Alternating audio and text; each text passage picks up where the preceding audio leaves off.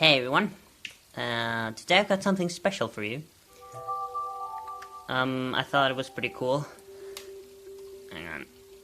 So this is the iQue Wii Menu, kind of, which is if you're not familiar with iQue, iQue is a company that localizes Nintendo products for China, for the Chinese market.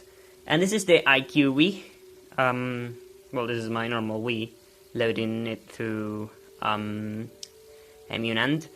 This is an unreleased Chinese Wii menu, which was leaked a few months ago, and we reconstructed it into this. It's unfinished, as you can see by the Wii Shop channel.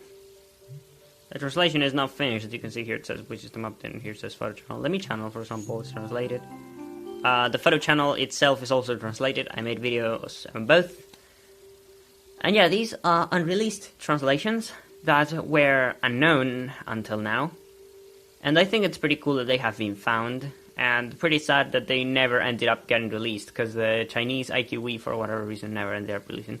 So this menu right here is Wii Menu 4.1c. And in this leak, there was also something pretty interesting that was found that I will show you now. So if we go to the settings, and over here,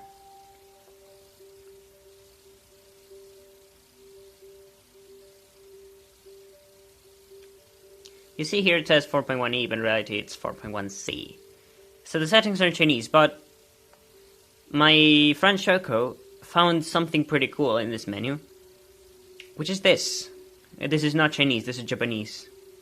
It says TV Remote in Japanese. Terebi Remote. So this right here is an unreleased feature that Nintendo was going to do, but for some reason they left over in this unfinished iQue menu.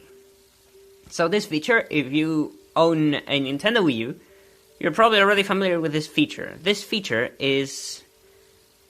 it would let you use your Wii remote as a TV remote, so that you can use just one remote for all your TV needs, I guess. And the library was later reused into the TV no Tomo channel. But this button right here never actually ended up releasing, and they just left it for the Wii U. However, the menu is pretty similar to that of the Wii U, so if you're familiar with that, you will recognize this. Also, this is a mock-up. This is something we put here without... This is not actually Nintendo putting it here, this is just so that you can see it. So when we press the button, we are met with this screen. It's missing a lot of characters because this is a Chinese Wii menu and it doesn't have all the kanji. But essentially what it says is that you shouldn't put other infrared devices that can collide with the Wii remote and cause interferences and stuff. Oh yeah, and well yeah, basically it tells us if we want to set up the TV remote.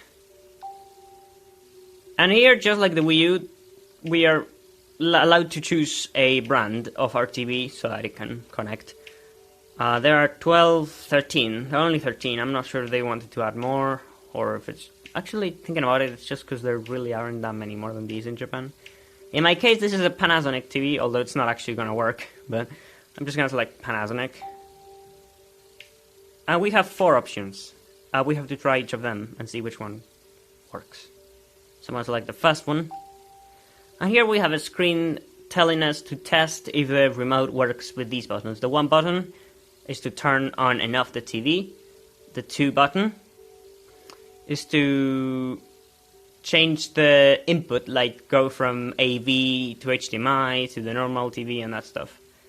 And on the D-pad, if we select left and right, it lowers or makes louder the volume. And on the D-pad up and down, I think, yeah, it changes the TV channel. So you can scroll through the TV channels. And it tells us to test these buttons. However, there's no farther than this screen. We can't go past this screen. This is a soft lock, so we would have to go back to the Wii menu. I think it's pretty cool that they left this over, and I think it's even cooler than they brought it to the Wii U.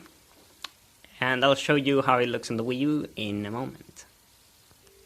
So I'm a bit lazy to actually turn on the Wii U, but here's the TV button. I don't know if you can see it. If you press it, you see this menu right here. Focus. And it actually works with the TV. So if I press plus, see? So this is essentially what it was gonna look like, but they just did it on the Wii U instead. If I press power, it powers off the TV. And if I press it again, it turns it back on. So that's pretty much it. It was a pretty neat thing. Also, this message, I don't know Chinese, so I don't know what it says, but I think it has something to do with the Me channel data being corrupted. So yeah, I hope you enjoyed it, and I hope we find new cool stuff like this, because it's really cool. And yeah, see you next time.